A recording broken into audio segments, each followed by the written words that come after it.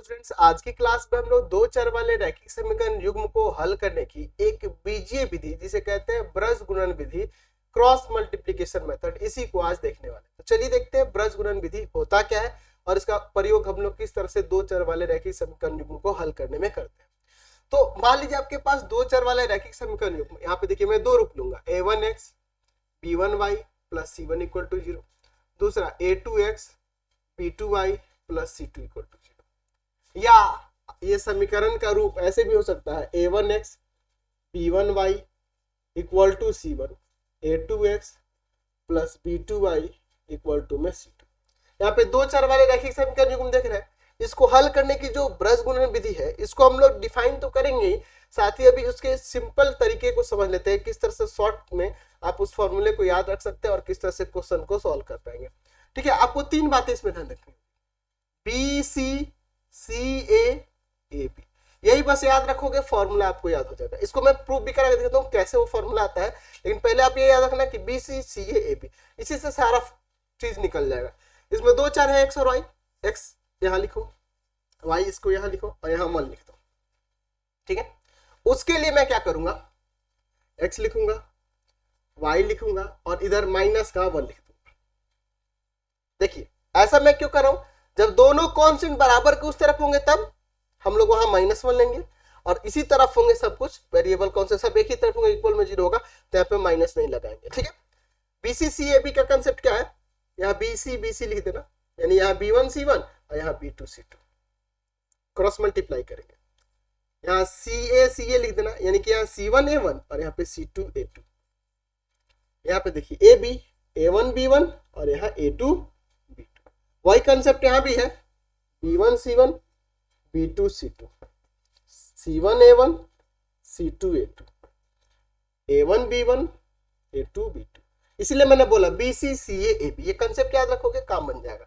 आप क्या करना, एक्स बाई में इसके इसके कर देना, b1 c2 माइनस का b2 c1, y बाई में c1 a2 माइनस का c2 a1, यहाँ पर 1 बाई में a1 b2 माइनस का a2 b1, वहां पर भी उसी तरह से x बाई में b1 c2 माइनस का b2 c1, y बाई में c1 a2, ठीक है, माइनस का c2 a1, minus 1 by a1 b2 और माइनस का a2 b1। अब देखिए इसको इसके बराबर कर देंगे, इसको इसके बराबर और इसको इसके बराबर, दो पार्ट में से बांट देते हैं। x बाई में b1 c2 माइनस का b2 c1 equal to 1 by a1 b2, ठीक है, माइनस का a2 b1। उसी तरह से y बाई में c1 a2 माइनस का c2 a1, ठीक है, और यहाँ 1 बाई में a1 b2 माइनस का a2 b1, इसको ले जाकर ऊपर मल्टीप्लाई करें तो x इक्वल टू में हो जाएगा b1 c2 माइनस का b2 c1 और a1 b2 माइनस का a2 b1। यहाँ पे देखिए y इक्वल टू में c1 a2 माइनस का c2 a1 और y यहाँ हो जाएगा a1 b2 माइनस का a2 b1। उसी तरह से यहाँ पे भी अलग अलग कर देंगे तो हमें मिल जाएंगे वैल्यूज, x बाई में b1 c2 minus b2 c1 equal to -1 by a1 b2 minus का a2 b1, y बाई में c1 a2 माइनस का c2 a1 equal to -1 by में a1 b2 माइनस का a2 b1। इसको ऊपर भेज देंगे तो x इक्वल टू हो जाएगा minus of b1 c2 minus का b2 c1 बाई में a1 b2 माइनस का a2 b1। यहाँ पे y इक्वल टू में minus of c1 a2 minus का c2 a1 बाई में a1 b2 माइनस का a2 b1 हो जाएगा। तो इस तरह से हम लोग यहाँ से प्राप्त करते हैं। तो प्रोसेस यही है, आपको ध्यान दे देना होगा कि x के गुणांक, y के गुणांक और कांस्टेंट जो दिए गए हैं इसी पे सेट कर देंगे, इस पर या उस पर रख के सेट कर देंगे। आपके पास x जो रैखिक समीकरण युग्म दिया होगा उसमें x के गुणांक, y के गुणांक और जो कांस्टेंट दिए होंगे उनको इसी के अनुसार सेट कर देंगे और यही जो प्रोसेस है क्रॉस मल्टीप्लाई ऐसे करेंगे यहाँ रखेंगे, घटाएंगे, अंक ना होंगे, उनको घटा उठा देंगे और फिर इसको इसके बराबर और इसको इसके बराबर करके एक्स वाई का वैल्यू निकाल देंगे। तो ये तो सिंपल आप समझ गए एक तरीका, आपको B C C A B याद रखना है, ऐसे सेट करना है और फिर आपको उसे सॉल्व कर देना है। अब ये फॉर्मूला जो बन के आ रहा है, ये एक्स का वैल्यू जो देख रहे हैं, ये वाई का जो वैल्यू देख रहे हैं, इस कंसेप्ट को चलिए हम लोग समझते हैं ये कैसे आया है। ठीक है, ये तो हमने एक ट्रिक देख लिया, ट्रिक की मदद से बना लिया। अब ये आया कैसे है, चलिए इसको हम लोग यहाँ पे एक्सप्लेन करके समझते हैं।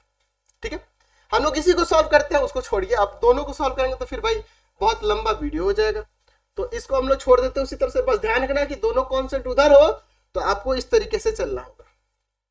ठीक है, चलिए तो इसको अब हम लोग समझ लेते हैं।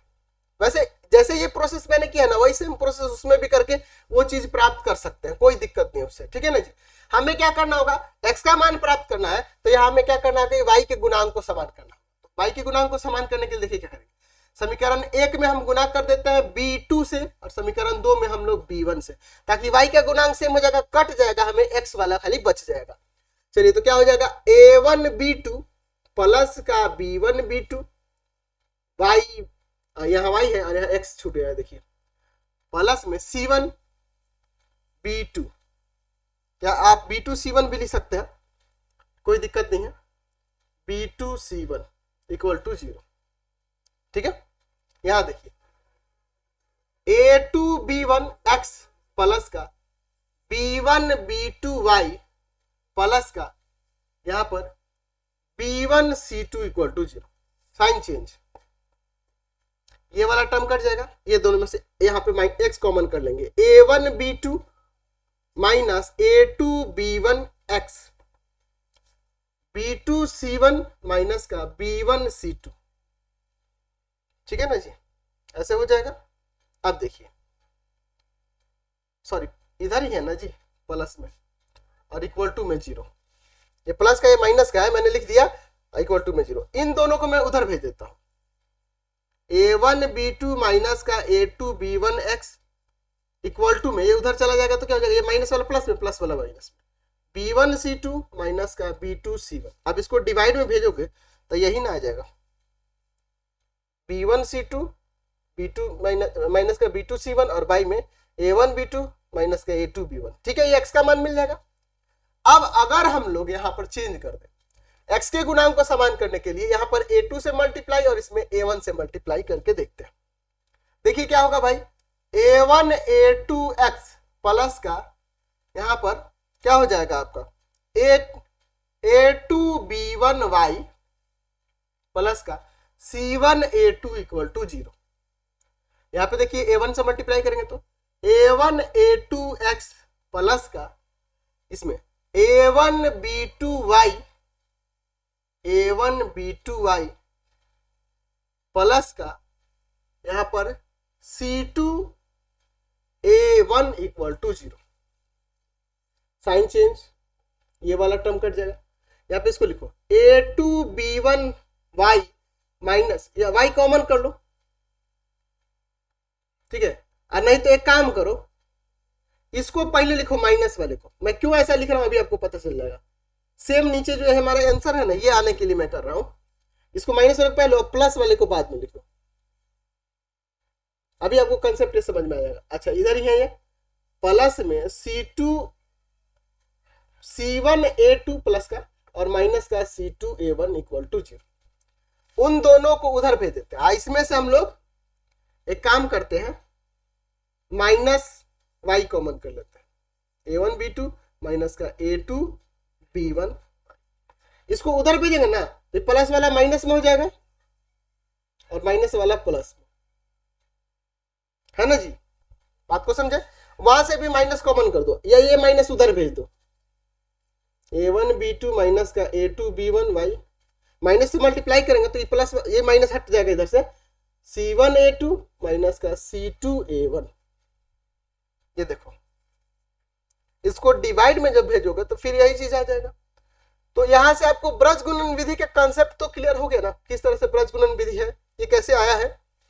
हम क्या करते हैं, इस पे एक क्वेश्चन बना के देखते हैं क्वेश्चन बनाने पे क्या होता है ना, और किस तरह से हम लोग इसमें मान प्राप्त करते हैं।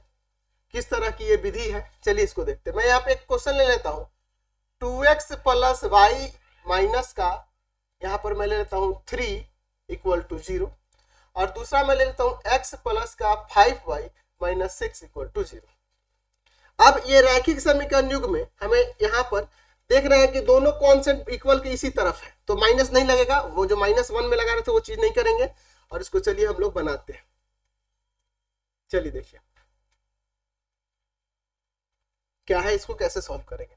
यहाँ देखिए पहले वाले रैखिक समीकरण से हमें क्या मिलेगा, a1 b1 c1, 2 y का गुणांक 1 है और कांस्टेंट जो है वह माइनस का 3, x का गुणांक 1 है जो a2 होगा, b2 आपका y का गुणांक 5 और कांस्टेंट जो होगा वो c2 हो जाएगा। फॉर्मूला मैंने बताया है bc यानी b1 c1 b2 c2, ca यानी कि c1 a1 और c2 a2, ab यानी कि a1 b1 और a2 b2, यही ना भाई। चलिए x बाई में यहाँ पर रखिए तो b1 किधर है, b1 देखिए 1, c1 -3, b2 5, c2 -6, cross multiply. y by में c1 a1 -3 2, अच्छा c2 a2 -6 1, 1 बाई में a1 b1 2 1, a2 b2 1 5, ठीक है। चलिए अब यहां देखो भाई x बाई में क्या है, क्रॉस मल्टीप्लाई करने में माइनस का 6 और बीच में माइनस देंगे और 5 3 15 माइनस का, y बाई में माइनस का 3 और बीच में माइनस देंगे और 6 दूना माइनस का 12, बीच में माइनस देना है, याद है ना। 1 बाई में यहाँ देखो भाई 10 और -1, x बटा में -6 प्लस का 15, y बटा में -3 प्लस का 12 और 1 बटा में 9, x बटा में यहाँ 9 आ जाएगा, y बटा में 9 और 1 बटा में 9, अलग अलग करो, x बटा 9 बराबर में 1 बटा 9 और y बटा 9 बराबर में 1 बटा 9, दोनों कैंसिल कर दो, x का मान 1 आ गया, y का भी मान 1, x मान y1। तो इस तरह से हम लोग ब्रजगुणन विधि का प्रयोग करके दो चर वाले रैखिक समीकरण युग्म को आसानी से हल कर सकते हैं, ठीक है। इससे रिलेटेड कई सारे क्वेश्चन आपके बुक में दिए हैं, ठीक है, आसानी से इस पे बन जाता है ये विधि बहुत ही इजीली। इसमें जो समीकरण इस तरह के विधि होंगे ना, ax प्लस का by इक्वल टू में a square plus b square minus ab, ऐसे कुछ करके दिए रहते हैं, वो भी आप आसानी से सरल कर सकते हो, जो भी हो, ठीक है ना जी, ठीक है ना जी, जो भी दिया हो। तो इस तरह के भी रैखिक समीकरणों को आसानी से इसमें रख के बना सकते हो, कोई दिक्कत नहीं होगी। तो ऐसे बहुत सारे आपके बुक में दिए होंगे। तो ब्रजगुणन विधि बहुत ही इंपॉर्टेंट है, इस पे जो क्वेश्चन है नेक्स्ट वीडियो में हम लोग एक अलग से बना लेंगे, 2-4 क्वेश्चन उस पर देख लेंगे ब्रजगुणन विधि पे। फिलहाल आज की क्लास में इतना ही, बताएंगे कमेंट करके कैसे आपको ये विधि लगी, और बहुत ही इंपॉर्टेंट चीजें हैं इसमें जानने के लिए। ये पूरे चैप्टर में बहुत इंपॉर्टेंट चैप्टर है, और ये चैप्टर आप अच्छे से पढ़ लेंगे तो आगे का मैथमेटिक्स भी आपको सरल लगने लगेगा, क्योंकि रैखिक समीकरण में आपको बहुत सारे मिलेंगे आगे चल के, है ना, जिनको सॉल्व करना, जिनको बारे में समझना बहुत ही जरूरी है। आज की क्लास में इतना ही। आपको प्ले स्टोर से डाउनलोड कर लेना होगा पढ़ाई.online रवि का आंसर, इस नाम से हमारा ऐप है। आप वहां से जाकर डाउनलोड करके अपने पेड कोर्सेज को भी खरीद सकते हैं। वहां पे आपको 9 से 12 तक के पेड कोर्सेज अवेलेबल है, वहां से जाइए, बाई करिए और अपनी पढ़ाई को कंटिन्यू करिए, और बेहतर तरीके से देखिए, जहाँ पे आपको लाइव क्लासेस मिलेंगे, रेगुलर टेस्ट मिलेगा, नोट्स मिलेंगे, बुक के अलावा भी एक्स्ट्रा आपको मैं क्वेश्चन दूंगा, असाइनमेंट दूंगा, जिससे आपको कोई दिक्कत नहीं होगी पढ़ाई करने में। जल्दी से आइए, कोर्स को बाई करिए। आज की क्लास में इतना ही।